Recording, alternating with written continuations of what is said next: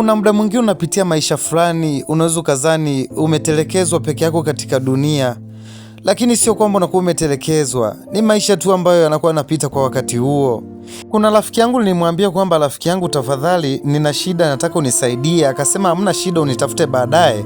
Sasa nikawa nampigia simu tena, akawa hapokei simu yangu, anaiangalia tu. Nikipiga tena na izima simu, basi anakuwa hapatikani.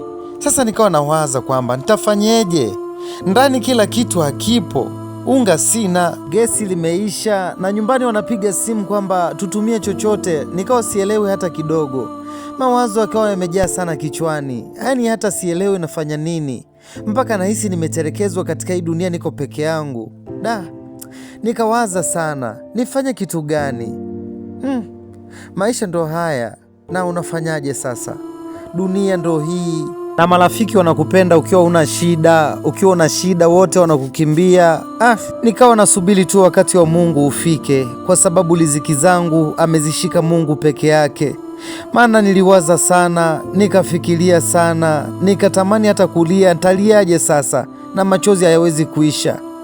Bwana we, maisha ndo haya. Mpaka nilihisi kama kichwa kinawaka moto. Ikabidi sasa nijigonge kichwa kwamba hii kichwa kwa nini hakifikirii mambo mengi. Nikawaza sana, nikafika mwisho. Bwana we, nyuma ya maiki mimi ni Ano Voice, jitu la mtumba shomasha Mjerumani. Ni kuomba usipite bila kusubscribe channel. Thank you guys.